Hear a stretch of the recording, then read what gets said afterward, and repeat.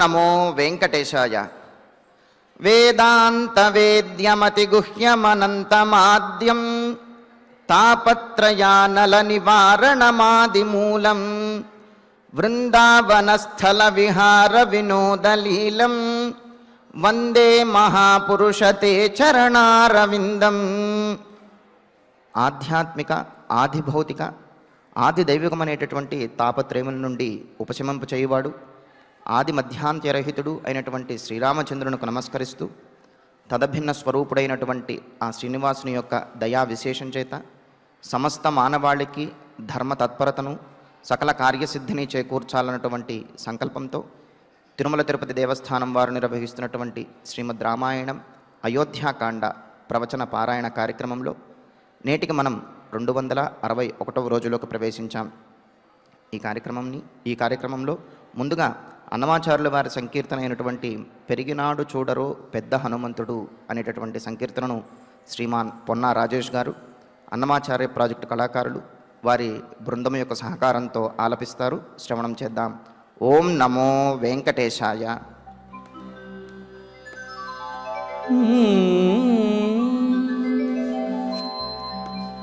మనోజవం మారుతతుల్యవేగం జితేంద్రియం బుద్ధిమతాం వరిష్టం వాతాత్మజం వానరయూధముఖ్యం శ్రీరామదూతం శిరసా నమామి.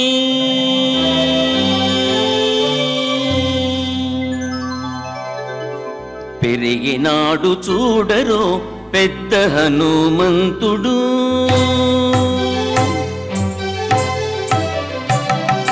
పెరిగినాడు చూడరో పెద్ద హనుమంతుడు, పరగి నానా విద్యల బలవంతుడు. పెరిగినాడు చూడరో పెద్ద హనుమంతుడు, పరగి నానా విద్యల బలవంతుడు. పెరిగినాడు చూడరో పెద్ద హనుమంతుడు.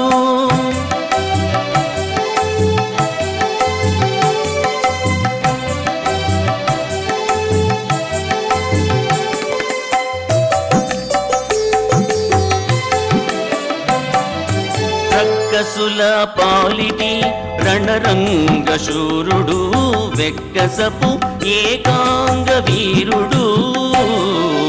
రక్కసుల పాలిటి రణరంగ శూరుడు, వెక్కసపు ఏకాంగ వీరుడు. దిక్కులకు సంజీవి తెచ్చిన ధీరుడు, దిక్కులకు సంజీవి తెచ్చిన ధీరుడు. అక్కజమైనట్టి ఆకారుడు, దిక్కులకు సంజీవి తెచ్చిన ధీరుడు. అక్కజమైనట్టి ఆకారుడు. పెరిగినాడు చూడరో పెద్ద హనుమంతుడు, పరగినానా విద్యల బలవంతుడు. పెరిగినాడు చూడరో పెద్ద హనుమంతుడు.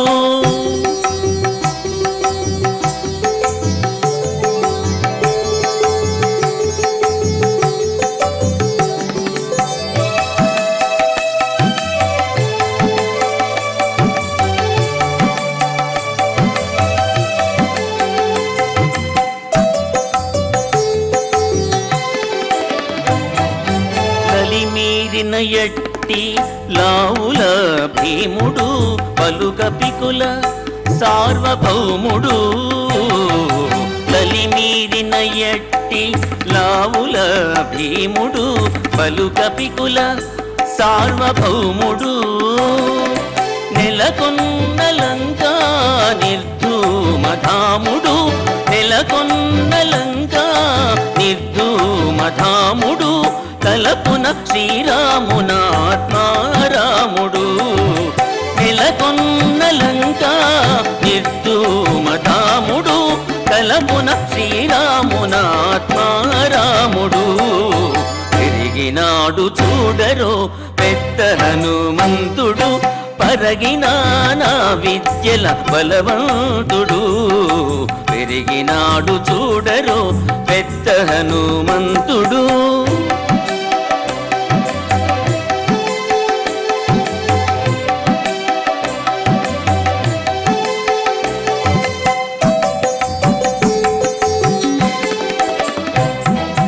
దేవకార్యముల దిక్కువరేణ్యుడు భావింపగల తపఃఫల పుణ్యుడు. దేవకార్యముల దిక్కువరేణ్యుడు భావింపగల తపఃఫల పుణ్యుడు.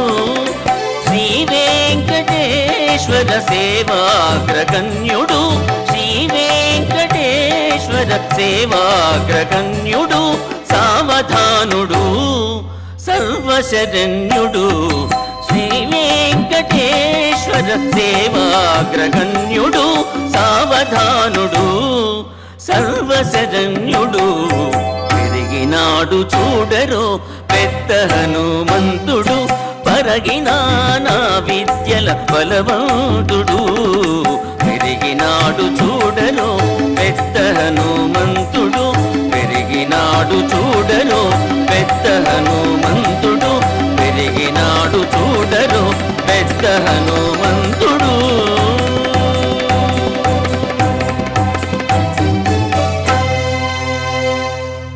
దివ్యమైనటువంటి సంకీర్తనను శ్రవణం చేశాం.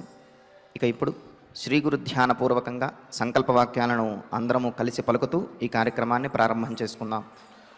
శ్రీ గురు ధ్యానం.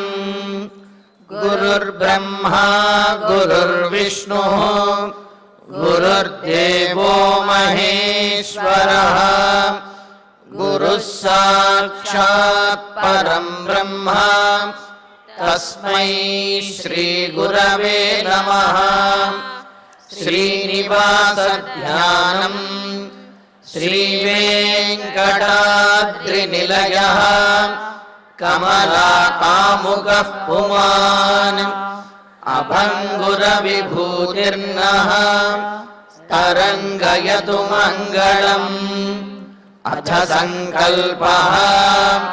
శ్రీమదాదివరాహ క్షేత్రే విరాజమానస్య శ్రీ పద్మావతీ జానేః అఖిలాండకోటి బ్రహ్మాండ నాయకస్య శ్రీరామచంద్ర రూపాంతరస్య భగవతః శ్రీ వెంకటేశ్వర స్వామినః సన్నిధౌ హనుమత్ సీతా లక్ష్మణ భరత శత్రుఘ్న పరివార సమేత శ్రీరామచంద్ర పరబ్రహ్మణః పరిపూర్ణానుగ్రహేణ అస్మిన్ భువనే సమస్తాభివ్యాధీనాం నివారణార్థం భారతవర్షే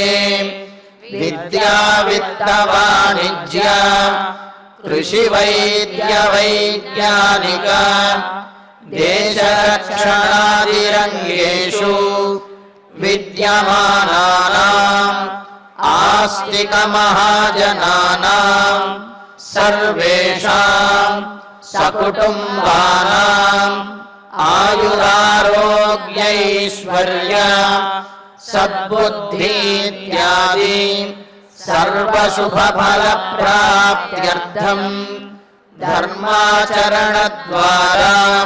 శ్రీరామరాజ్యస్య పునర్వ్యవస్థాపనార్థం ఉద్యోగార్థినాం సముచితోద్యోగప్రాప్త్యర్థం దంపతీనాం అనుకూల దాంపత్య సిద్ధ్యర్థం సంతానస్య పితృవాక్య పరిపాలనానుకూల బుద్ధి ప్రచోదనార్థం సకల కార్య సిద్ధ్యర్థం గో సంరక్షణార్థం చ శ్రీమద్వాల్మీకి రామాయణే అయోధ్యాకాండే యథాశక్తి శ్లోకవ్యాఖ్యాన పురస్సరం సప్తవింశ సర్గ శ్లోకపారాయణం తథా శ్రీధన్వంతరి మంత్రపారాయణం చ అన్యోన్య సాహాయ్యేన ఆచార్యముఖేన కరిష్యామహే. శ్రీ వాల్మీకి ప్రార్థనా కూజంతం రామ రామేతి మధురం మధురాక్షరం ఆరుహ్య కవితాశాఖాం వందే వాల్మీకి కోకిలం. శ్రీ ఆంజనేయ ప్రార్థనా మనోజవం మారుతతుల్యవేగం జితేంద్రియం బుద్ధిమతాం వరిష్టం వాతాత్మజం వానరయూధముఖ్యం శ్రీరామదూతం శిరసా నమామి.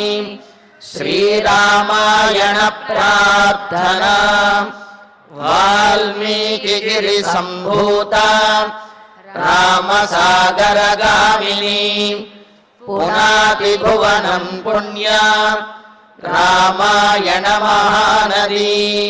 శ్రీరామ ప్రార్థనా అయోధ్యాఖ్యేతు గుర్వర్ధే త్యక్త్వా రాజ్యం గిరౌ వసన్ పాదుకే భరతాయాదాత్ సరామ శరణం మమ.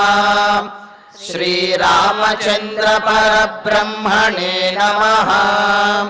అథ శ్రీమద్ రామాయణే ఆదికావ్యే అయోధ్యాకాండే సప్తవింశః సర్గః. శ్రీమన్నారాయణ చరణౌ శరణం ప్రపద్యే. శ్రీమతే నారాయణాయ నమః. శ్రీరామాయ నమః. ఏవం వర్ష సహస్రాణం శతం వాహం త్వయా సహ వ్యతిక్రమం నవేత్స్యామి స్వర్గోపి నహి మే మతః. సీతాదేవి రామచంద్రమూర్తితో కలిసి 14 సంవత్సరములు వనవాసం చేయటానికి తాను సిద్ధము అని చెబుతూ కేవలం 14 సంవత్సరాలే కాదు 1000 సంవత్సరములైనా 1,00,000 సంవత్సరములైనా సరే ఎటువంటి మార్పు లేకుండా సుఖంగా సంతోషంగా ఆనందంగా నీతో పాటు నేను వనవాసం చెయ్యగలను రామచంద్ర. ఏదో మొదట్లో మాత్రము కాస్త ఆనందంగా గడిపి కొంతకాలం గడిచిన తర్వాత నీతో పాటు ఈ విధంగా కష్టాలు పడవలసి వచ్చింది అని ఇటువంటి మార్పులేవి నాలో ఉండవు. నీతో ఎంత ఆనందంగా అయితే నేను వనవాసానికి వస్తున్నానో అంతే ఆనందంగా వనవాస దీక్ష పూర్తయ్యే వరకు కూడా ఉంటాను.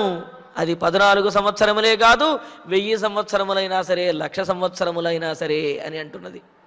ఇది అసలు సాధ్యమేనా? ఇలా ఒకే రకమైనటువంటి భావనతో ఒకే రకమైనటువంటి ఆనందంతో ఇన్ని సంవత్సరముల పాటు ఉండగలగటము అనేది సాధ్యమా? అసలు ఈ విధంగా ఎవరైనా ఉన్నారా, ఉండగలుగుతున్నారా? లేకపోతే ఏదో మాట వరసకు సందర్భం కోసం మాట వరసకు అంటున్నటువంటి మాటలా అంటే కాదు. ఇది నిజంగా చెప్తున్నటువంటి మాటలే, ఉట్టి మూటలు కాదు అని. ఎవరి విధంగా చేసిన వారు ఉన్నారు?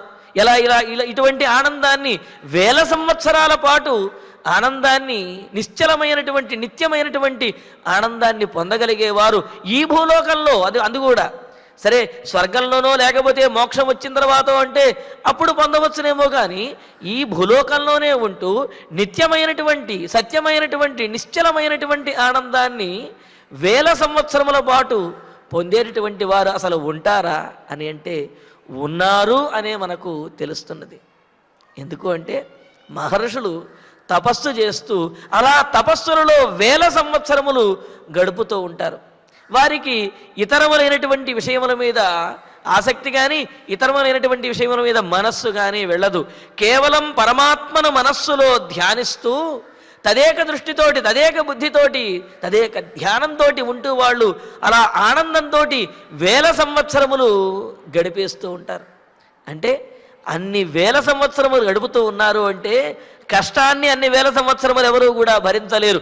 అది సుఖము ఆనందము కావుననే ఎన్ని వేల సంవత్సరములైనా సరే వాళ్ళు ఆ విధంగా నిశ్చలంగా కళ్ళు మూసుకుని కూర్చుని పరమాత్మను పరంజ్యోతిని మనస్సులో ధ్యానిస్తూ వాళ్ళు అలా కాలం గడిపేస్తూ ఉంటారు.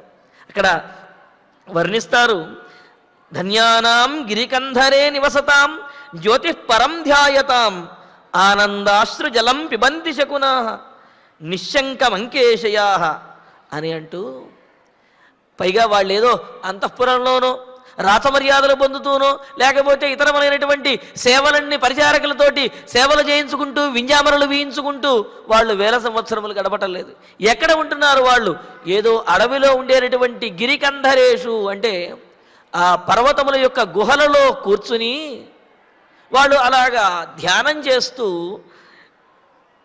జ్యోతిఃపరం ధ్యాయతాం, పరంజ్యోతిని అదే తదేక దృష్టితోటి చూస్తూ కళ్ళు మూసుకుని తమ మనస్సులో భగవంతుణ్ణి పరంజ్యోతిని ఆ విధంగా ధ్యానిస్తూ ఉంటే అలా ఆ ధ్యానంలో ఆ పరమాత్మను తమ మనస్సులో దర్శించినటువంటి ఆ పరంజ్యోతిని దర్శించినటువంటి ఆనందంతో వారి యొక్క కన్నుల నుండి ఆనందాశ్రువులు ఆ విధంగా ఆ ఒడిలో పడుతూ ఉంటాయట.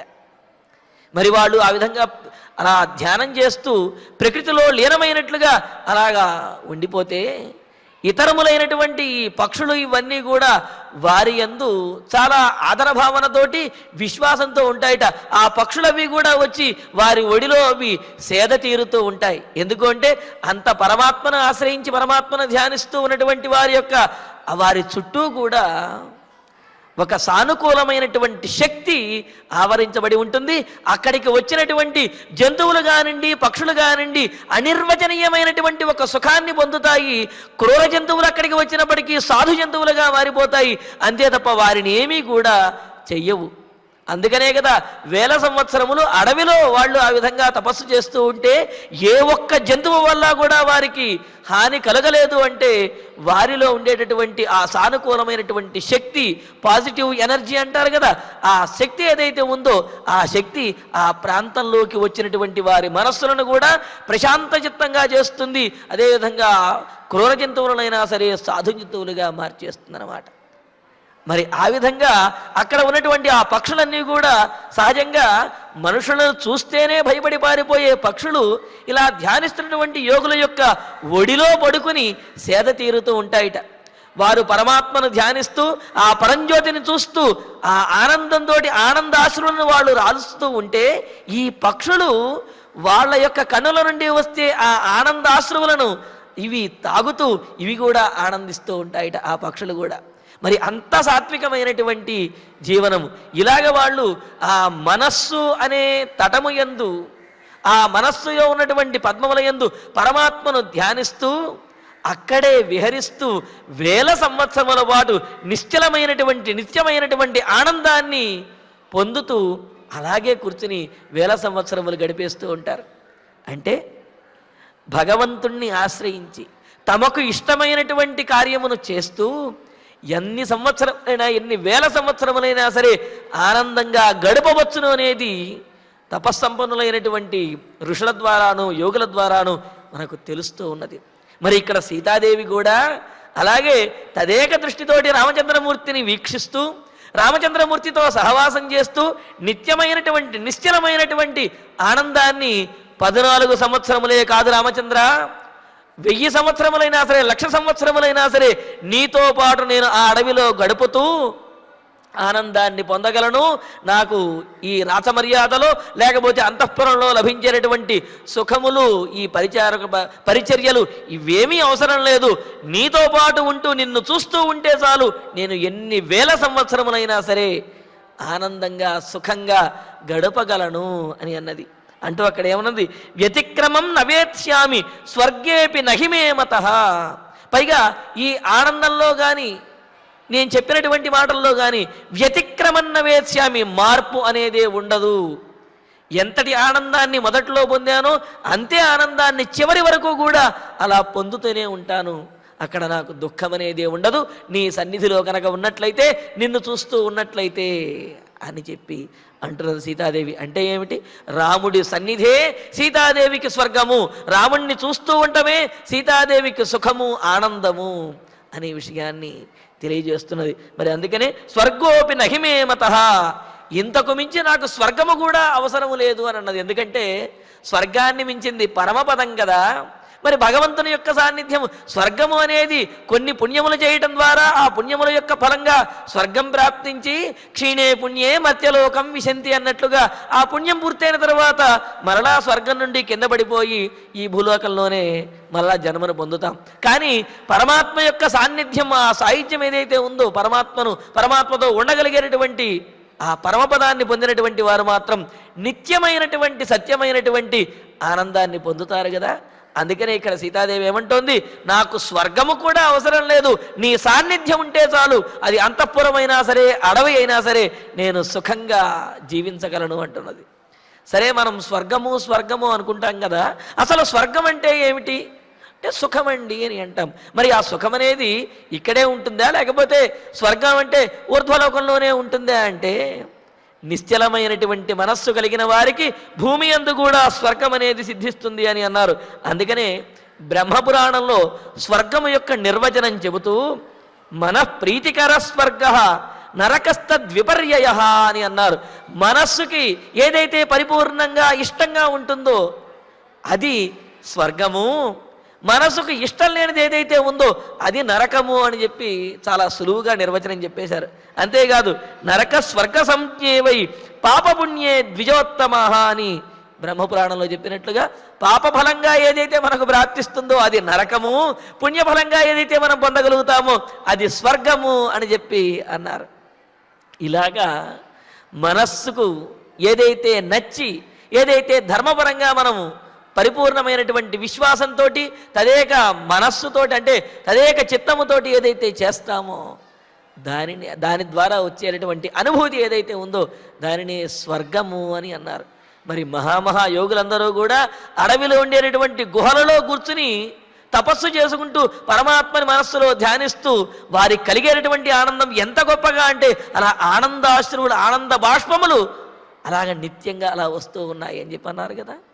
అంటే మనస్సుకు ఇష్టంగాను ధర్మపరంగాను చేసేది ఏదైతే ఉందో తద్వారా కలిగే అనుభూతినే స్వర్గము అని అన్నారు. మరి ఇక్కడ సీతాదేవి రాముడితో ఉండి రాముడితో సహధర్మం కలిసి ధర్మాన్ని ఆచరించడం ఆమెకు పరిపూర్ణమైనటువంటి ఇష్టము, పరిపూర్ణమైనటువంటి ఆనందాన్ని ఇచ్చేది. అందుకని రాముడితో ఉండటమే తనకు స్వర్గము, అంతే తప్ప వేరే సుఖమనేది కూడా అవసరం లేదు అని అన్నారు.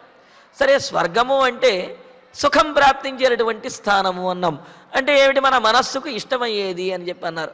మరి సుఖము అంటే దానికి కూడా, సుఖానికి కూడా 3 రకాలైనటువంటి నిర్వచనాలు మనకు చెప్పారు. ఏమిటి అంటే సాత్వికమైనటువంటి సుఖము, రాజసమైనటువంటి సుఖము, తామసమైనటువంటి సుఖము అని అన్నారు. ఇవన్నీ కూడా మనకు అనుభవంలో ఉన్నవే. కాకపోతే ఇది సాత్వికము, రాజసము, తామసము అని చెప్పి మనం గ్రహించం, కానీ మనకు అనుభవంలో ఉండేటటువంటి సుఖములే. ఏమిటి అంటే అభ్యాసాద్ రమతే యత్ర దుఃఖాంతంచ నియచ్చతి యత్తదగ్రే విషమివ పరిణామే అమృతోపమం తత్సుఖం సాత్వికం ప్రోక్తం ఆత్మబుద్ధి ప్రసాదజం అన్నారు. ఆత్మ బుద్ధి ప్రసాదం అంటే అనుకూలంగా శాంతిగా ఉంటూ సానుకూలంగా ఉండడం ద్వారా కలిగే సుఖం ఏదైతే ఉందో దానిని సాత్విక సుఖము అన్నారు. అయితే ఈ సాత్విక సుఖము కనిపించడానికి మొదట్లో దుఃఖంగా అనిపించవచ్చు, కానీ మొదట్లో యదగ్రే విషమివ పరిణామే అమృతోపమం, మొదట్లో కాస్త విషములాగాను దుఃఖకరంగా అనిపించినప్పటికీ అది పరిణామే గడచిన కొద్దీ కూడా నిత్యమైనటువంటి సుఖాన్ని, అమృత అనుభూతిని కలిగిస్తుంది. దీనినే సాత్వికమైనటువంటి సుఖము అని అన్నారు. అంతే కదా. అంటే మొదట్లో కాస్త కష్టంగా అనిపించినప్పటికీ శాశ్వతమైనటువంటి సుఖాన్ని, అటువంటి అనుభూతిని ఇచ్చేటటువంటిది అమృతోపమైనటువంటిది ఏదైతే ఉందో దానిని సాత్విక సుఖము అన్నారు. మరి రాజస సుఖము అంటే విషయేంద్రియ సంయోగాతు ఎత్తదగ్రే అమృతోపమం అని చెప్పి అన్నట్లుగా విషయేంద్రియ సంయోగాతు మనకు కంటికి కనిపించేటప్పటికీ అబ్బా ఇది ఎంత బాగుంది, ఇది నాకు కూడా ఉంటే బాగుండు కదా, ఇది నాకు ప్రాప్తిస్తే బాగుండు కదా అనేటువంటి చూడంగానే కంటికి ఇంపుగా అనిపించి దాన్ని పొందాలి అనేటువంటి ఆశ కలిగి ఎలాగోలా దాన్ని పొంది ఆ విధంగా సుఖాన్ని అనుభవించడం, భోగభాగ్యాలు సంపదలు ఏవైనా కానివ్వండి ఈ విధంగా అనుభవించడం. అయితే అది తరువాత విషంలాగా పరిణమిస్తూ ఉంటుంది. అంటే ఈ ఇంద్రియములు ఆ విధంగా మోహముతోటి లాగటం ద్వారా వాటి యందు ప్రవృత్తి కలగటము, వాటిని సుఖముగా అనుభవించడము, ఆ సుఖము తర్వాత దుఃఖం అనేది ప్రాప్తిస్తుంది. అందుకే దీనిని అంటే ఆ క్షణంలో సుఖములాగా అనిపించి ఆ తర్వాత దుఃఖహేతువుగా ఏదైతే ఉంటుందో దాన్ని రాజస సుఖము అని చెప్పి అన్నారు. పరిణామే విషమివ తత్సుఖం రాజసంస్మృతం అని చెప్పి. ఇక తామస సుఖము అని అంటే చెబుతున్నారు, కష్టమే, ఇప్పుడు కష్టమే, ఇప్పుడు దుఃఖాన్నే ఇస్తుంది, తర్వాత కూడా దుఃఖాన్నే ఇస్తుంది. కానీ ఆ విషయాన్ని గ్రహించలేక దుఃఖాన్ని కూడా సుఖముగా భావించి మతి తెలియనటువంటి స్థితిలో, మదమెక్కినటువంటి స్థితిలో మోహపరవశుడై దుఃఖాన్ని కూడా సుఖంగా భావిస్తూ ఉంటాడే, దానిని తామస సుఖము అని అంటారు. అంటే ఏం లేదు, ఈ మదమెక్కి చేసేటటువంటి పనులు, అదేవిధంగా మత్తులో చేసేటటువంటి పనులు ఏవైతే ఉన్నాయో ఆ మత్తు కూడా సుఖంగా అనిపిస్తుంది, కానీ అది కూడా కష్టమే కదా. ఇవన్నీ కూడా తామసమైనటువంటి సుఖములు అన్నారు. అంటే సాత్వికమైనటువంటి సుఖము మొదట్లో కష్టంగా ఉన్నా నిత్యమైనటువంటి సత్యమైన సుఖాన్ని ఇస్తుంది. రాజసమైనటువంటి సుఖము మొదట్లో సుఖంగా అనుకూలంగా అనిపించిన అది భవిష్యత్తులో కష్టాన్ని కలుగజేస్తుంది. ఇక తామస సుఖము అంటే అది మొదట్లోనూ చివరి వరకు అది కష్టాన్ని దుఃఖాన్ని కలుగజేస్తుంది, కానీ ఆ విషయాన్ని గ్రహించకుండా అది సుఖముగా భావించి దాని యందు ప్రవృత్తిని పొందటము తామస సుఖము అని చెప్పి అన్నారు. మరి ఇక్కడ సీతాదేవి తాను సాత్వికమైనటువంటి సుఖాన్నే కోరుకుంటున్నది. ఎందుకంటే అరణ్యవాసం చెయ్యటము అనేది వినగానే ఏమనిపిస్తుంది, అది కష్టముగా అనిపిస్తుంది. కానీ రామచంద్రమూర్తితో ఉండడం అనేది ఏదైతే ఉందో అది పరిపూర్ణమైనటువంటి సుఖము, పరమాత్మ యొక్క సన్నిధి సాయుధ్యము. కావున సీతాదేవి తాను కోరుకుంటున్నటువంటిది ధర్మపరమైనటువంటిది, నిజమైనటువంటి సుఖము, సాత్వికమైనటువంటి సుఖము అనే విషయాన్ని ఆమె పూర్తిగా విశ్వసిస్తూ నమ్ముతూ ఉన్నది.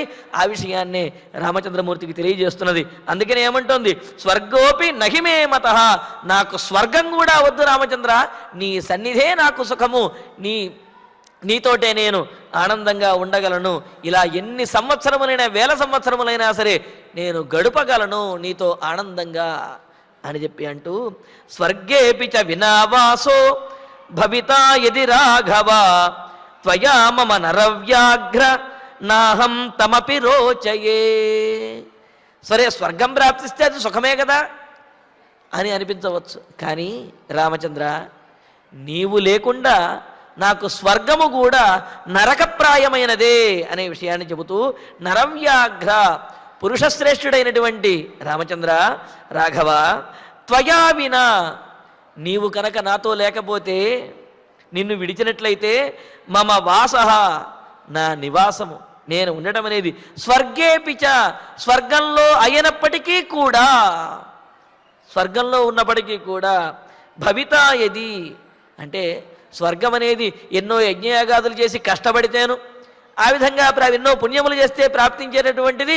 ఆ స్వర్గము కోసమని ఎన్నో పుణ్యాలను, కొన్ని యజ్ఞాలను కూడా ఆచరిస్తూ ఉంటాం. అలాగా అంతటి కష్టములకు ఫలంగా వచ్చేటటువంటి స్వర్గము సుఖాన్ని, నిత్యమైనటువంటి సుఖాన్ని ఇస్తుంది అని చెప్పి అందరూ భావిస్తూ ఉంటారు. కానీ నీవు లేకుండా, నిన్ను విడిచి నాకు స్వర్గం ప్రాప్తించినప్పటికీ కూడా, భవితా యది తమపి అహం నరోచయే, అటువంటి స్వర్గం కూడా నాకు ఏమాత్రమూ అవసరం లేదు. నీవు లేనప్పుడు నాకు స్వర్గం అనేది స్వర్గము కాదు, నీతో ఉంటేనే అది నాకు స్వర్గం అవుతుంది అని చెప్పి అంటున్నది.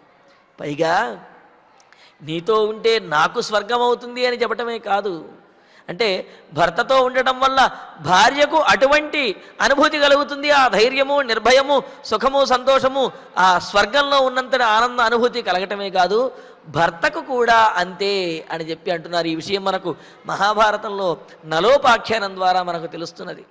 నలమహారాజు అడవులు పాడైపోయి ఆయన సంపదనంతా కోల్పోయి ఒకానొక సందర్భంలో స్నానం చేసినటువంటి సందర్భంలో ఆయన యొక్క వస్త్రము కూడా ఆ పక్షులు ఎత్తుకుపోతే కనీసం అంటే చక్రవర్తిగా ఉన్నటువంటి నలమహారాజు కనీసం కట్టుకోవడానికి కట్టుబట్ట కూడా లేనటువంటి పరిస్థితికి వచ్చి తనకేదో గ్రహస్థితి బాగుండక లేకపోతే తనకేదో విధివశాత్తు ఈ విధమైనటువంటి వైపరీత్యము దుఃఖము కలిగింది, తన దుఃఖము తన భార్యకు ఎందుకు అనే ఉద్దేశంతో నలమహారాజు దమయంతితో చెబుతాడు, నీవు మీ తండ్రి గారింటికి వెళ్ళిపో, నా కర్మ మరలా సరి అయినప్పుడు నేను మరలా సుఖాన్ని పొందినప్పుడు మంచి రోజులు వచ్చిన తర్వాత మరలా నువ్వు నా దగ్గరికి వద్దు కానివి, ఇప్పుడు మాత్రం నాతో పాటు నీవు ఈ విధమైనటువంటి కష్టములు పడవద్దు అని చెప్పి నలమహారాజు దమయంతితోటి అంటే అప్పుడు ఆ సందర్భంలో దమయంతి అంటుంది, అంటే భర్తు అతిక్లేశ సమయేపి తం విహాయ నస్థేయం, భర్తకు ఎంత క్లేశకరమైనటువంటి కష్టకరమైనటువంటి స్థితి వచ్చినప్పటికీ కూడా అటువంటి భర్తను భార్య ఏనాడు విడవకూడదు అనే విషయాన్ని అక్కడ దమయంతి చెబుతుంది. హృతరాజ్యం హృతద్రవ్యం వివస్త్రం తృశ్రమాన్వితం కథముత్సృజ్య గచ్చేయం అహం హి విజనేవనే. మహారాజా, రాజ్యాన్ని కోల్పోయారు, సంపదలను కోల్పోయారు, కనీసం కట్టుబట్ట కూడా లేనటువంటి స్థితిలో ఉన్నటువంటి వారు, శ్రమ తప్ప మీలో ఏమీ కనిపించడం లేదు. ఇటువంటి స్థితిలో ఉన్నటువంటి మిమ్ములని ఏ విధంగా నేను విడిచిపెట్టి వెళ్ళగలనయ్యా? సుఖంగా ఉంటే విడిచిపెట్టి వెళ్ళొచ్చేమో కానీ దుఃఖంలో మాత్రం ఎప్పుడూ కూడా భర్తని విడిచిపెట్టి వెళ్ళకూడదు కదా. ఎంత చక్రవర్తిగా ఉండేటటువంటి మీరు ఇటువంటి పరిస్థితికి వస్తే ఇటువంటి వారిని ఎప్పుడు ఎలా విడిచిపెట్టి వెళ్ళగలము అని అంటున్నది. అంటూ శ్రాంతస్యతే క్షుధార్తస్య చింతయానస్య తత్సుఖం వనే ఘోరే మహారాజ నాశయిష్యతి మే క్రమం అని అన్నారు. అనగానే మరి నలమహారాజు అంటాడు, సరే నాకేదో కష్టం కలిగింది, నా పరిస్థితి బాగుండలేదు, నేను ఈ విధమైన చాలా దీనమైనటువంటి స్థితిలో వచ్చాను, నీకేం కర్మ పట్టింది? నాకు ఈ స్థితి వచ్చినప్పుడు నువ్వు కూడా ఈ స్థితిని ఎందుకు అనుభవించాలి? నువ్వు నీ పుట్టింటికి వెళ్ళిపోవచ్చు కదా అని అంటే అప్పుడు అంటుంది, మిమ్మల్ని శ్రాంతస్య క్షుధార్తస్య చింతయానస్య తత్సుఖం. ఈ విధంగా శ్రాంతుడు అయిపోయి ఆకలితో అలమటిస్తూ ఉన్నటువంటి ఆలోచనతోటి మనస్సు వికలమైపోయి తిరుగుతున్నటువంటి నిన్ను విడిచిపెట్టి నేను నా పుట్టింటికి వెళితే అక్కడ నాకు సుఖం అనేది ఎలా వస్తుందయ్యా? ఇటువంటి పరిస్థితిలో ఉన్నటువంటి నీకు ఏమాత్రమన్నా కొంత సంతోషమో సుఖాన్నో గనక ఇవ్వగలిగాను అంటే అదే నాకు సుఖము, అదే నాకు స్వర్గం అవుతుంది తప్ప కష్టాల్లో ఉన్నటువంటి నిన్ను విడిచిపెట్టి వెళ్ళి నేను అంతఃపురంలో కూడా నేను సుఖంగా ఉండలేను అని అంటూ ముఖ్యంగా కష్టంలో ఉన్నటువంటి బాధలో ఉన్నటువంటి భర్తకి సుఖాన్ని ఆనందాన్ని అదేవిధంగా ఆత్మవిశ్వాసాన్ని ఇవ్వగలిగినది భార్య మాత్రమే అనే విషయాన్ని ఇక్కడ దమయంతి మనకు తెలియజేస్తూ నభార్యా సమంకించితు విద్యతే భేషజం మహతు నిత్యం హి సర్వదుఃఖేషు సత్యమేతద్బ్రవీమితే. కష్టకాలంలో ఉన్నటువంటి కష్టాల్లో ఉన్నటువంటి దీనమైనటువంటి స్థితిలో ఉన్నటువంటి భర్తకి ఔషధంగాను తరణోపాయంగాను ఉండేటటువంటి వారిలో భార్యను మించినటువంటి వారు లేరు, భార్యను మించినటువంటి ఔషధము లేదు. ఆమె కనుక ఆ భర్తతో పాటు కనుక ఉన్నట్లయితే, అనుకూలంగా ఉన్నట్లయితే, అదనుగా కనుక ఉన్నట్లయితే, సమర్థించగలిగినట్లయితే ఆ భర్తకు భార్యయే ఔషధం అవుతుంది, భార్యయే తరణోపాయం అవుతుంది. ఆమె ద్వారానే సంతోషాన్ని పొందగలుగుతాడు, తన కష్టముల నుండి బయట పడగలిగేటువంటి సమర్థతను ఆత్మవిశ్వాసాన్ని కూడా పొందగలుగుతాడు అని అంటూ నభార్యా సమంకించిత్ విద్యతే భేషజం మహతు. భార్యను మించినటువంటి ఔషధం భర్తకు వేరొకటి ఉండదు. కావున కష్టకాలంలో భర్తను సమర్థించడము, భర్తకు అనుకూలంగా ఉండటము భార్య యొక్క కర్తవ్యం. మహారాజా, ఆ ధర్మాన్ని విడిచిపెట్టి నేనెక్కడికి వెళ్ళిపోతానయ్యా? కష్టాల్లో ఉన్నటువంటి నిన్ను విడిచి నేను అంతఃపురంలో సుఖంగా ఉండగలనా అని చెప్పి దమయంతి ఆ సందర్భంలో ఇంకా అనేకమైనటువంటి ధర్మాలను, అదేవిధంగా భార్య ఆచరించవలసినటువంటి తీరును, భర్తకు భార్య వలనే సుఖము అదేవిధంగా ఆత్మవిశ్వాసము అనేవి కలుగుతాయి అనే విషయాన్ని చాలా స్పష్టంగాను నిర్దుష్టంగాను చాలా చక్కగా చెబుతుంది. మరి ఇక్కడ సీతాదేవి కూడా అలాగే అంటున్నది రామచంద్ర, నువ్వు వనవాసానికి వెళుతున్నావని చెప్పి నిన్ను విడిచిపెట్టేసి నేను అయోధ్య నగరంలో ఉంటే నా ధర్మాన్ని నేనెలా పాటించినట్టు అవుతుందయ్యా? సహధర్మచారిణి అన్నారు భార్యని, అంటే ఏమిటి? కలసి ధర్మాన్ని పాటించేది అని చెప్పి. మీరు పితృవాక్య పరిపాలన కోసం అని చెప్పి ధర్మాన్ని పాటించడానికి వెళుతున్నారు. మీ ధర్మంలో నాకు భాగం లేదా? మిమ్మల్ని మీ తండ్రి గారు ఆజ్ఞాపించారు అంటే మీకు అర్ధాంగినైనటువంటి నన్ను కూడా ఆజ్ఞాపించినట్లే. కావున నేను కూడా మీతో వస్తాను. అది కష్టం అంటావా? అది నాకు కష్టం కాదు. మీతో పాటు ఎక్కడ ఉంటే అదే నాకు స్వర్గము. మీరు లేనటువంటిది, మీతో పాటు లేనటువంటి జీవితము స్వర్గంలోనైనా సరే అది నరకప్రాయమే అవుతుంది. అందుకనే త్వయా మమ నరవ్యాఘ్ర నాహం తమపి రోచయే. నీవు లేనటువంటి స్వర్గాన్ని కూడా నేను కోరుకోను. అది సుఖాన్ని ఇచ్చేటటువంటిది కాదు. నీతో పాటు ఉన్నట్లయితే అరణ్యం కూడా స్వర్గమే అని అంటున్నది. పైగా స్త్రీలకు, భార్యకు, ముఖ్యంగా భర్తతో ఉన్నప్పుడు ఆ ఆనందాన్ని పొందటము అది ఒకెత్తు అయితే, భర్త దూరమైనప్పుడు అంతకు మించినటువంటి దుఃఖం అనేది కలుగుతుంది అని అన్నారు. అందుకని కొన్ని సందర్భాల్లో చూస్తూ ఉంటాం కదా, ఇంటిలో ఉన్నప్పుడు కంటే కూడా ఊరు వెళ్ళినప్పుడు ఫోన్ చేసి మరి ఏమండి కాఫీ తాగారా, టిఫిన్ చేశారా అని చెప్పి, ఇట్లా భోజనం చేశారా అని చెప్పి అడుగుతూ ఉంటారు. అడుగుతూ ఉంటే ఆ పక్క వాళ్ళు అంటూ ఉంటారు, ఆ ఇంట్లో ఉన్నప్పుడు పట్టించుకోరు కానీ ఇలా బయట ఊరికి వచ్చినప్పుడు మాత్రం ఫోన్ చేసి మరి ఈ విధంగా అడుగుతుంటారు. ఇలా పనిపాటు ఉండదా అంటే ఇంట్లో ఉన్నప్పుడు ఈ ప్రేమ చూపించరా అని అనిపిస్తుంది. కానీ దానికి చెబుతారు కాళిదాసు మంచి సమాధానం చెప్పాడు. ఆశాబంధ కుసుమ సదృశ ప్రాయసో హ్యంగనానాం సద్యపాతి ప్రణయ హృదయే విప్రయోగే రుణద్ధి అని చెప్పి అంటూ, స్త్రీల యొక్క ఆ ఆశాబంధం ఏదైతే ఉన్నదో అది కుసుమ సదృశం అని అన్నారు. పుష్పము లాంటిది, అది గాలి వీచినప్పుడు రెపరెపలాడుతూ ఉంటుంది అని చెప్పి అంటూ, తమ ప్రియుడు అంటే ఆ భర్త దూరమైనప్పుడు అది మరింతగా బాధపడుతూ ఉంటుంది ఆమె యొక్క మనస్సు. అందుకనే రుణద్ధి, దూరమైనటువంటి భర్త యందే ఈ మనస్సు లగ్నమై ఉండటం వల్ల ఎప్పుడూ కూడా తదేక బుద్ధితోటి ఆయన గురించే ఆలోచిస్తూ, ఇలా పొద్దున్నేనేమో అల్పాహారం చేశారా, మధ్యాహ్నం భోజనం చేశారా ఇలా అడుగుతూ ఉంటారు. అంటే ఏమిటి? దూరమైనటువంటి వారి యందు మరింత అనురాగము పెరుగుతుంది. మన కవులు కూడా అంటారు కదా, దూరమైన కొలది పెరుగును అనురాగం అని చెప్పి అన్నట్లుగా, అలాగా దూరమైనటువంటి తన ప్రియుడి గురించి కానీ భర్త గురించి కానీ అనురాగం మరింత హెచ్చుగా ఉంటుంది. అందుకనే ఆ విధమైనటువంటి ప్రవృత్తి ఉంటుంది అని. అందుకని ఇక్కడ సీతాదేవి కూడా నీతోనే గడపటమే ఆనందము, నీవు దూరమైతే అది నరకము కంటే కూడా చాలా క్లిష్టమైనటువంటిది అని చెప్పి అన్నారు.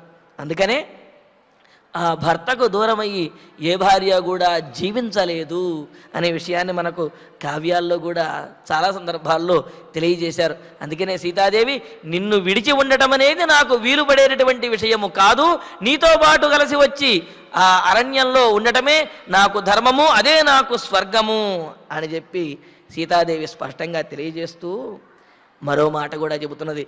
అహం గమిష్యామి వనం సుదుర్గమం మృగాయుతం వానరవారణైర్యుతం వనే నివత్స్యామి యథా పితుర్గృహే తవైవ పాదా ఉపగృహ్య సంయత. రామచంద్ర, నీతో పాటు నీ సేవ చేస్తూనే నేను సుఖంగా అడవిలో గడుపుతాను. అహం సుదుర్గమం మృగాయుతం వానర వారణైర్యుతం వనం గమిష్యామి. నేను రానా అని అడగటం లేదు, నేను వచ్చేస్తున్నాను అని చెప్పేస్తోంది సీతాదేవి రాముడితోటి. అహం నేను సుదుర్గమం, నడవటానికి కూడా చాలా కష్టమైనటువంటిది. మృగాయుతం, అనేకమైనటువంటి మృగములతోటి వ్యాపించినటువంటిది, మృగములతో క్రూరమైనటువంటి మృగములతో కూడా కూడినటువంటిది. వానర వారణైర్యుతం, చంచలమైనటువంటి మనస్సు కలిగిన కోతులతోటి, అలాగే ఎంతో మదించినటువంటి ఏనుగులతోటి కూడి ఉండేటటువంటి వనం. అటువంటి వనానికి ఇవన్నీ కూడా ఉంటాయి. వీటి వల్ల భయం కలుగుతుందని నాకు తెలుసు.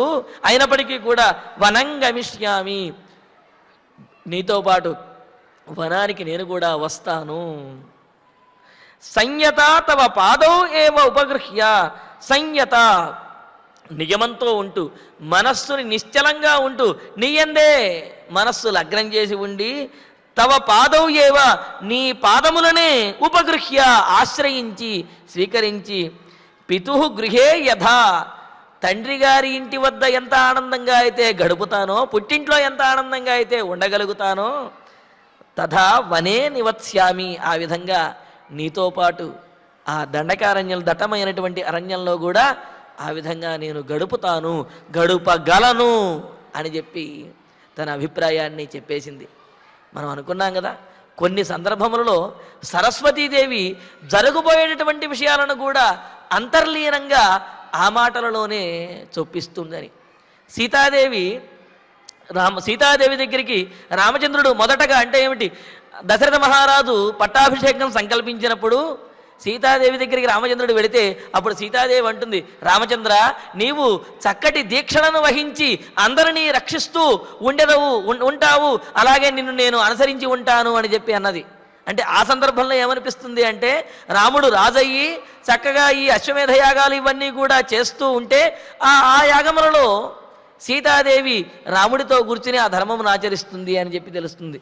కానీ అక్కడ ఉన్న ఆంతర్యం కూడా ఏమిటి, నీవు దీక్షణ వహించి అందరినీ రక్షిస్తూ ఉంటే, దుష్ట శిక్షణ చేస్తూ ఉంటే, అంటే వనవాస దీక్ష చేస్తూ అడవిలో రాక్షసులందరినీ కూడా వసిస్తూ ఉంటే నేను నిన్ను అనుసరిస్తాను అనే భావన ఆ సందర్భంలో కూడా మనం చెప్పుకున్నామంటే సరస్వతీదేవి ఆ విధంగా పలికిస్తుందన్నమాట. మరి ఇక్కడ సీతాదేవి అన్నటువంటి ఈ శ్లోకంలో కూడా చాలా నిగూఢమైనటువంటి జరగబోయేటువంటి విశేషాలను తెలియజేసే అర్థం అనేది ఉన్నది. సాధారణంగా చూసినట్లయితే, రామచంద్ర నేను నడవడానికి కూడా కష్టమైనటువంటిది, అనేక మృగములతో కూడినటువంటిది, అలా కోతులతోటి మదపుటేనుగులతోటి కూడిన వనానికి వచ్చి నియమంగా ఉంటూ నీ పాదములనే స్మరించుకుంటూ నీ పాదసేవ చేసుకుంటూ నిన్ను చూస్తూ, నిన్నే తలచుకుంటూ చూస్తూ ఆ వనంలో నేను గడపగలను అని చెప్పింది ఇక్కడ. మరి ఈ శ్లోకంలో రామావతార ప్రయోజనం ఏదైతే ఉందో ఆ ప్రయోజనాన్ని సూచించేటటువంటి భవిష్యత్ కథ కూడా ఇదే శ్లోకంలో ఉన్నది. ఎందుకు అంటే ఇక్కడ వారణైర్యుతం అని, మృగాయుతము అని చెప్పి 2 పదాలు ఉన్నాయి. ఈ 2 పదముల ద్వారా ఇక్కడ విశేషమైనటువంటి అర్థం వస్తున్నది. ఇక్కడ యుతం అనే చోట యు ధాతువు ఉన్నది. యు మిశ్రణయోహో అని ధాతువు. అర్థం మామూలుగా చెప్పుకుందాం. అంటే యుధాతువుకి కలవడము, కలపటము అని, విడిపోవటము, విడదీయటము అని ఇలా 2 అర్థాలు ఉన్నాయి.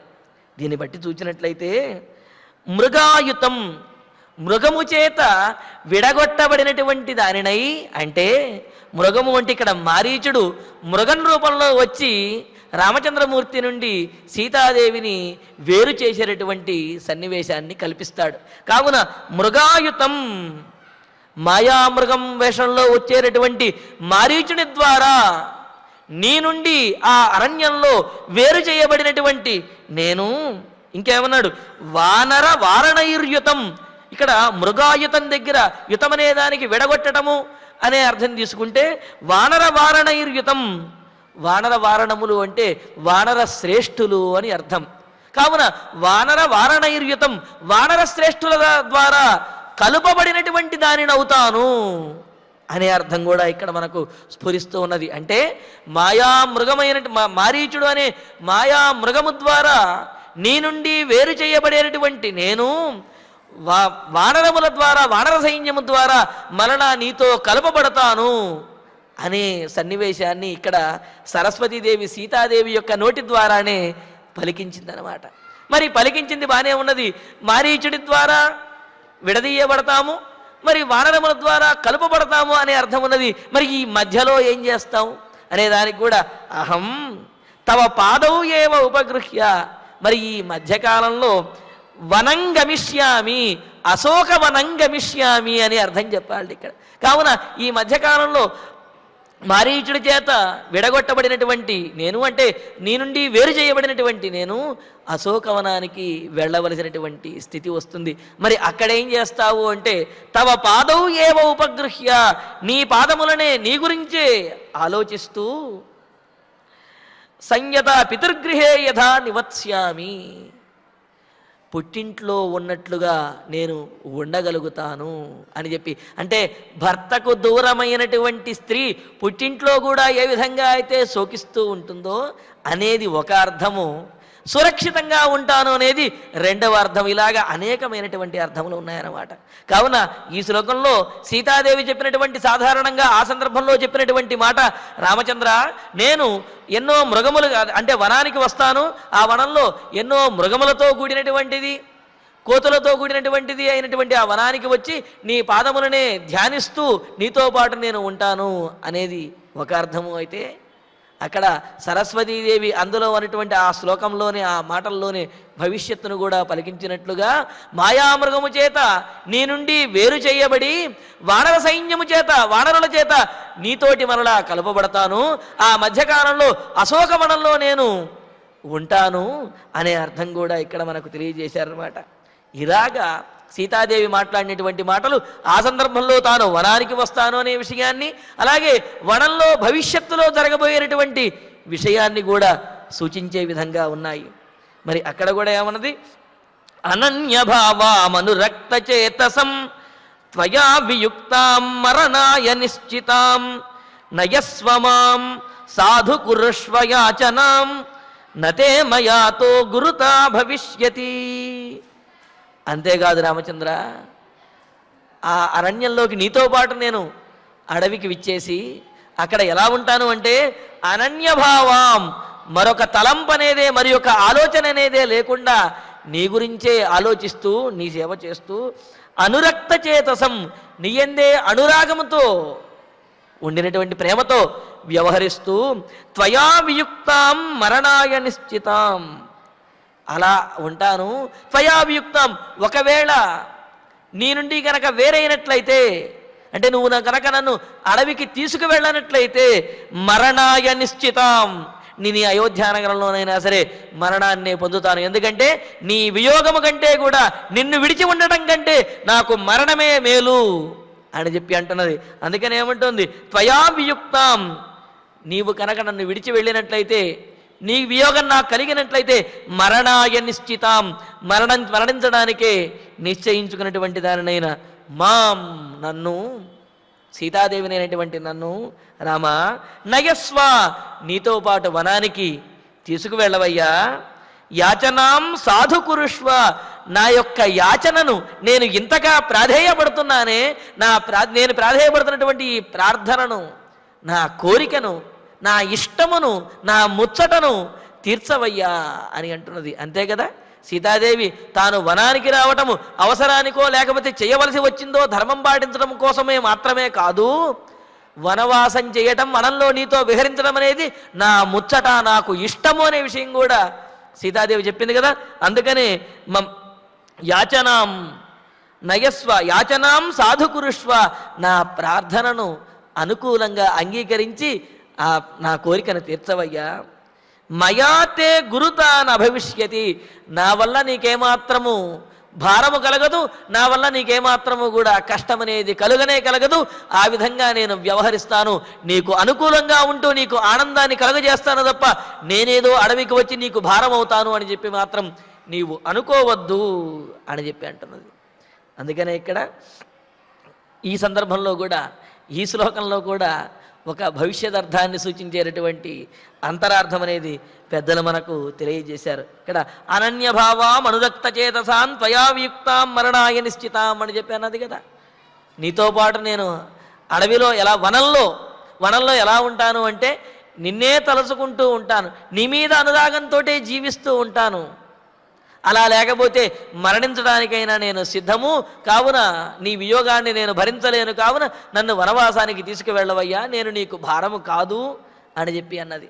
మరి దీనికే విశేషార్థాన్ని కనుక చూచినట్లయితే అనన్యభావం, మరి ఇంతకు ముందు శ్లోకంలో ఆ అంతరార్థాన్ని చూస్తూ మనము వారణ చూస్తూ మృగాయుతం వారణయుతం అన్నప్పుడు మారీచుడు అనే మృగము ద్వారా నీ నుండి వేరు చేయబడినటువంటి నేను వనంలో ఉంటాను అనే అర్థాన్ని కూడా అంతరార్థాన్ని సరస్వతీదేవి పలికించింది అనుకున్నాం కదా. మరి అక్కడ ఆ వనవాసంలో అంటే వనవాసంలో ఎలా ఉంటారనేది మామూలు అర్థంగా మనం చెప్పుకున్నాం. అశోకవనంలో సీతాదేవి ఎలా ఉండదలుచుకున్నదనే విషయాన్ని చెబుతూ అనన్యభావం, నేను లంకలో అశోకవనంలో ఉన్నప్పుడు నీ యందు తప్ప ఇతరుల మీద భావన ఏమాత్రము కూడా నాకు ఉండదు. మరి అంతే కదా, లంకానగరంలో రావణాసురుడు ఎంత ప్రలోభ పెట్టినా, అక్కడ ఉన్నటువంటి ఆ రాక్షస స్త్రీలు ఎంత బెదిరించినప్పటికీ, ఎంత భయపెట్టినప్పటికీ సీతాదేవి యొక్క మనస్సులో ఎటువంటి మార్పు లేకుండా అనన్య భావనతోటి రాముని యందే భావన కలిగి ఉన్నది. అంతేకాదు అనురక్త చేతసం, రాముని యందే ప్రేమ అనురాగముతో నిండి ఉన్నది. అక్కడ ఎలా ఉన్నది అనే దానికి చెబుతారు. నైషా పశ్యతి రాక్షస్యో నేమాన్ పుష్ప ఫలద్రుమాన్ ఏకస్థ హృదయానూనం రామమే వానుపశ్యతి అని. రాముణ్ణి విడిచినటువంటి సీతాదేవి మరి అంతకాలము 11 నెలల పాటు, దాదాపు సంవత్సరం కాలం పాటు లంకానగరంలో ఎలా ఉండగలిగిందండి? అసలు ఎలా జీవించగలిగింది అని అంటే, ఆమె లంకానగరంలో ఉండి చుట్టూ ఉండేటటువంటి చెట్లను లేకపోతే రాక్షసులను లంకానగరాన్నో చూస్తూ ఉన్నట్లయితే గనక ఆమె అక్కడ ఏమాత్రము ఉండగలిగేది కాదు. మరి ఏం చూస్తూ ఉన్నది ఆమె? రామమే వానుపశ్యతి అని అన్నారు. అంటే ఈ రాక్షసులను కానీ లేకపోతే చుట్టూ ఉన్నటువంటి ఫలములని పుష్పములను చెట్లని కానీ వేటిని చూడకుండా మనస్సు రాముని యందే లగ్నము చేసి రామమే వానుపశ్యతి, రాముడినే తదేక బుద్ధితోటి మానసికంగా రాముడినే చూస్తూ ఉన్నది. కావుననే ఆమె లంకానగరంలో ఉండగలిగినది అని చెప్పి మనకు సుందరకాండలో చక్కగా తెలియజేశారు. అందుకనే అనన్యతే చేతసాం, నీయందు మాత్రమే ఆ శోకవనంలో నీయందే మనస్సు లగ్నం చేసినటువంటి దానినై ఉండి రాక్షస స్త్రీలు పీడించగా మరణాయ నిశ్చితాం, నీ యొక్క వియోగాన్ని తట్టుకోలేక మరి ఆ అశోకవనంలో సీతాదేవి రాక్షస స్త్రీలందరూ కూడా పీడించినటువంటి సందర్భంలో, రావణాసురుడు బెదిరించినటువంటి సందర్భంలో అప్పటి వరకు ధైర్యంగానే ఉంది. కానీ నీకు 1 నెల మాత్రమే సమయం ఇస్తున్నాను, ఆ సమయం తర్వాత నిన్ను నా వశం చేసుకుంటాను అని చెప్పి రావణాసురుడు ఎప్పుడైతే సీతాదేవిని బెదిరించాడో, అలా బెదిరించి వెళ్ళిన తర్వాత సీతాదేవి తన జుట్టునే తన మెడకి ఉరిగా తగిలించుకుని ఆమె మరణించడానికి సిద్ధమైనది. మరి ఆ సన్నివేశం ఇక్కడ తెలియజేస్తున్నారు.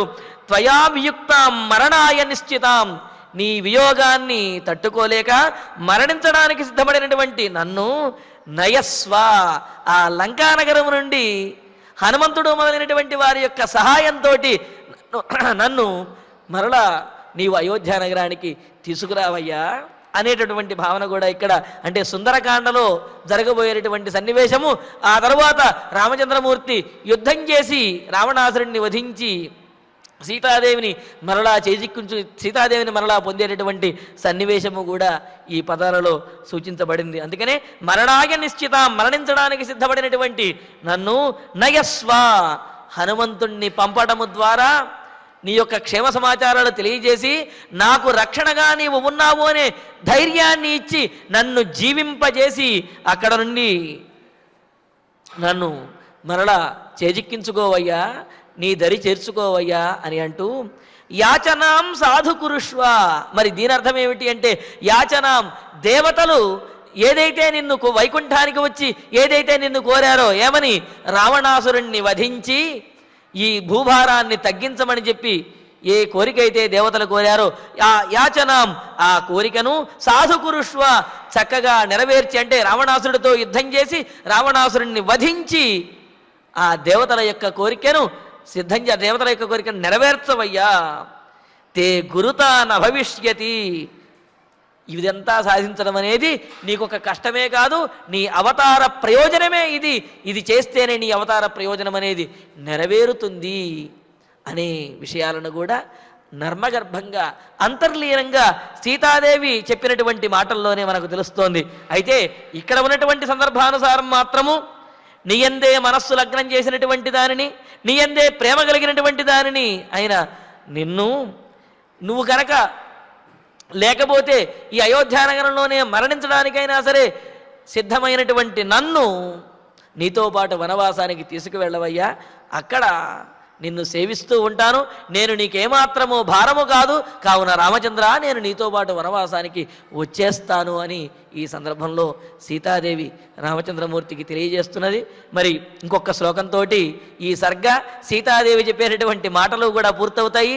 మరి రామచంద్రమూర్తి యొక్క ప్రతిస్పందన ఎలా ఉంటుంది అనే విషయాన్ని తర్వాతి ప్రవచనంలో తెలుసుకుందాము. ఇక ఇప్పుడు ఆచార్యుల వారి ద్వారా శ్లోకాలను పారాయణ చేసుకుందాము.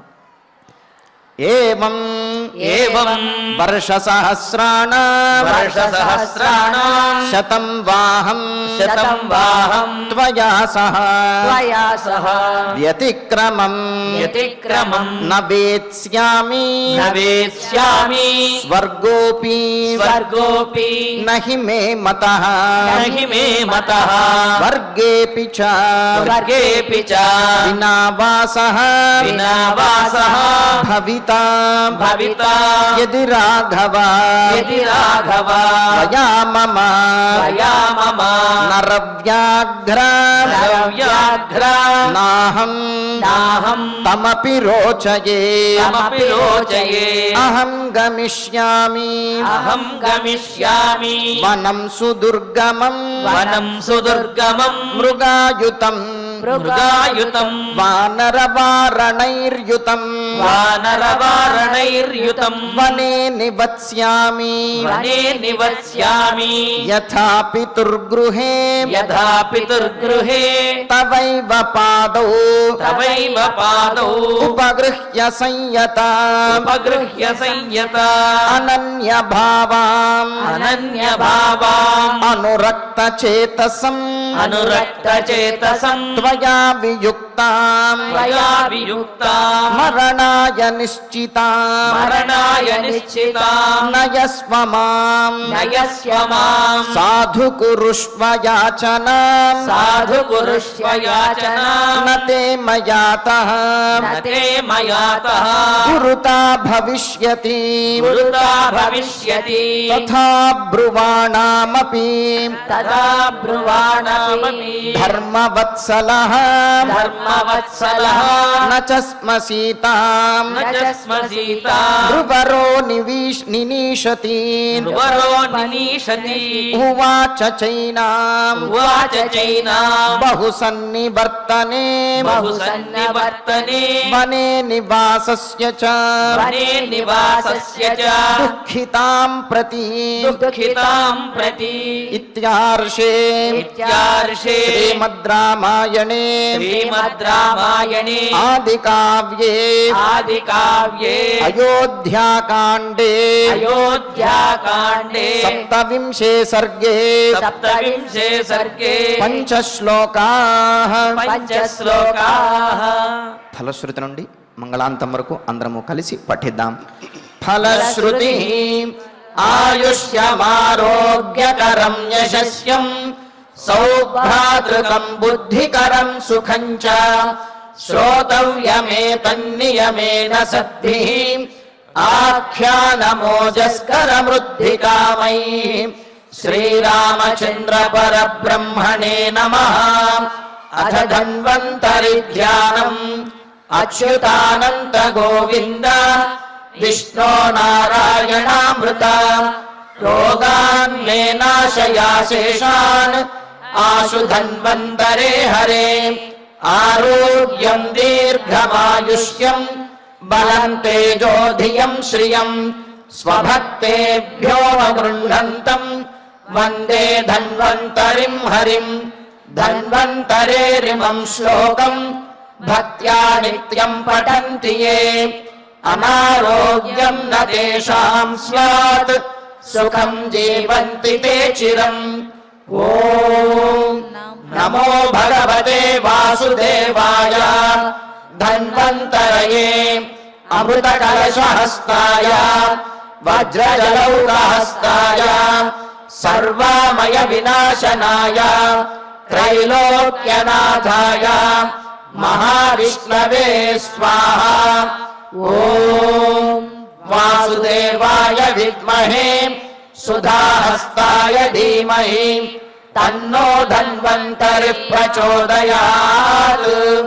అథ నవగ్రహ ప్రార్థనా ఆరోగ్యం పద్మబంధుర్వితరతు నితరాం సంపదం శీతరశ్మిః భూలాభం భూమిపుత్రః సకల గుణయుతాం వాక్ విభూతిం చ సౌమ్యః సౌభాగ్యం దేవమంత్రి రిపుభయ శమనం భార్గవః శౌర్యమార్కిః దీర్ఘాయుః సైంహికేయః విపులతర యశః కేతుః ఆచంద్రతారం అరిష్టాని ప్రణశ్యంతు దురితాని భయాని చ శాంతిరస్తు శుభం మేస్తు గ్రహాః కుర్వంతు మంగళం అథ క్షమా ప్రార్థనా యదక్షరపదభ్రష్టం మాత్రాహీనం చ యద్భవేత్ తత్సర్వం క్షమ్యతాం దేవ నారాయణ నమోస్తుతే అథ భగవత్ సమర్పణం కాయేన వాచా మనసేంద్రియైర్వా బుద్ధ్యాత్మనా వా ప్రకృతే స్వభావాత్ కరోమి యద్యత్ సకలం పరస్మై నారాయణాయేతి సమర్పయామి. అథ మంగళం శ్రియః కాంతాయ కళ్యాణ నిధయేర్ధినాం శ్రీ వెంకట నివాసాయ శ్రీనివాసాయ మంగళం.